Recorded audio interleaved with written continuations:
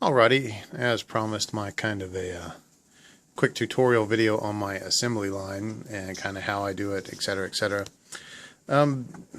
Basically, the assembly line really works on massed armies, like say the Dwarves here, or my pikemen, of course, what I've been working on. Again, this is the unit I finished right as the challenge started. And then I've got the unit downstairs that I've been working on, and then here is a finished unit of the pikemen. You can see how the you can really see how the quick shade affects these guys, both in toning down the linothorax, curious, and bringing out a lot of the detail, putting it on. But the way I do my assembly line painting helps if I look at what I'm doing instead of the video of what I'm doing. What I do for the assembly line painting is, since I'm going to be using the Army Painter Quick Shade, which I'll talk about in a second, I just basically base coat everything and prep it for a massive, permanent, and protective wash.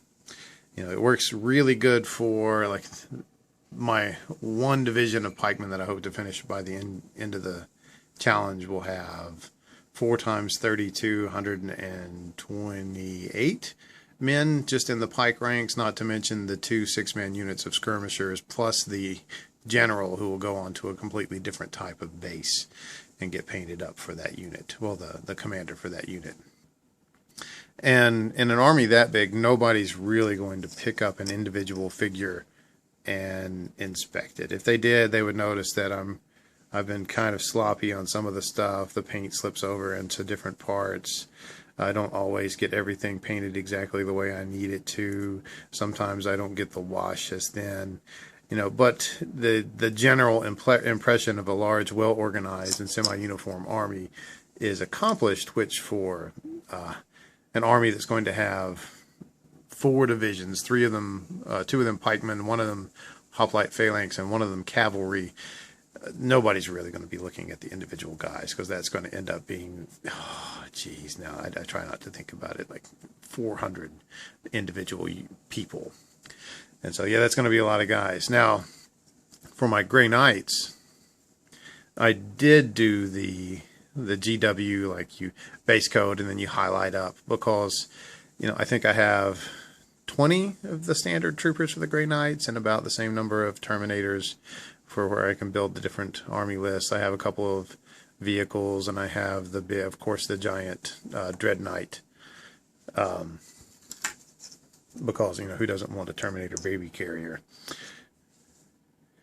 Yeah, you can see I did these guys. You can see this is where I first experimented with the 4-sword pattern that ended up for Brother Artemis here.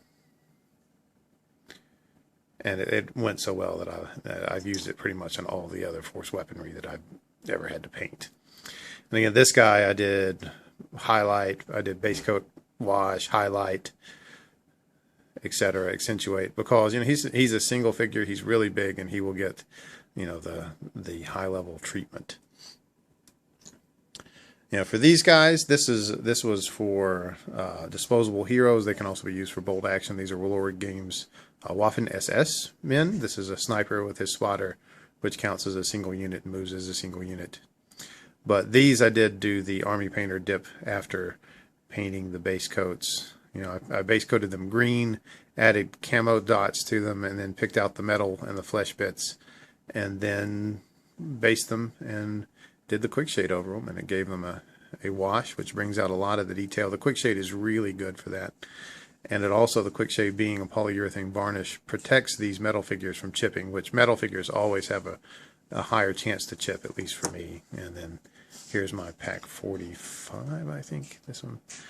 You know, it's an anti-tank weapon, which has never seen the battlefield.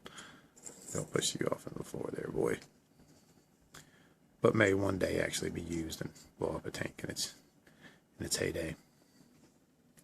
You know, these dwarves, again, this is where I kind of developed the assembly line, because I had so many dwarves to paint, and I was in an escalation league and had to get them painted by a certain amount of time, which the league fell apart, and, you know, now some of them are still in their camo. But These guys, I did use a very thin down version of the Army Painter dip, and you can kind of, no, not this guy, he hasn't been finished,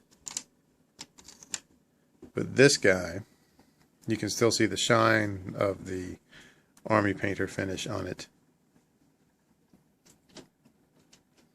Whereas these other guys, I've used a matte spray to get it off. My wife just walked through the room, but I did not put her on YouTube because I like to stay alive.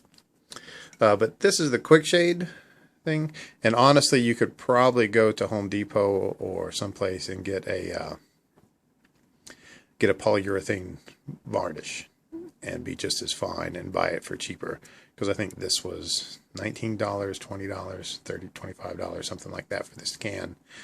And I do thin it down. I thin it down to about half quick shade and half mineral spirits, because straight quick shade for me is too dark. It darkens everything too much, and then you have to go back and re-highlight stuff and paint over the top of it, where that's exactly what I want to avoid with 400 some odd figures.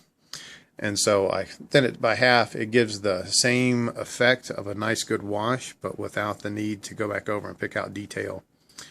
And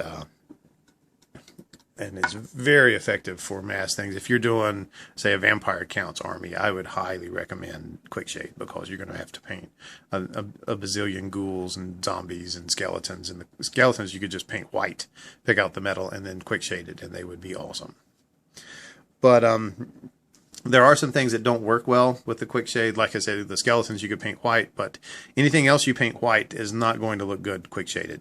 It's not like this guy has not been varnished, and that's why his white cape is still nice and white. But it turns it into a dirty brown. I mean, you can see, like, even this Deneb Stone base coat here that has not been quick shaded yet, versus the way it turns out into a kind of a tannish brown.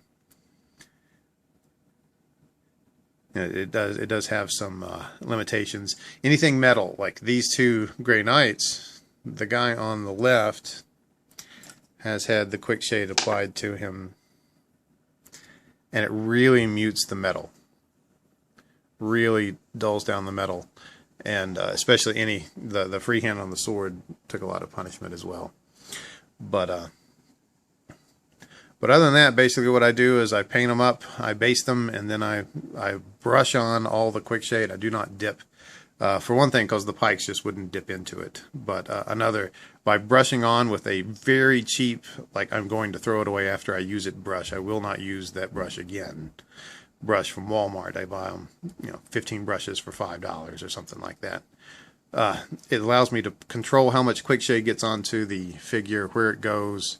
And then after it's set on for a little bit, I can go and I can brush off where it started to pool. Like it has a tendency for these guys, it'll collect at the base of the shields, kind of like a dipsicle.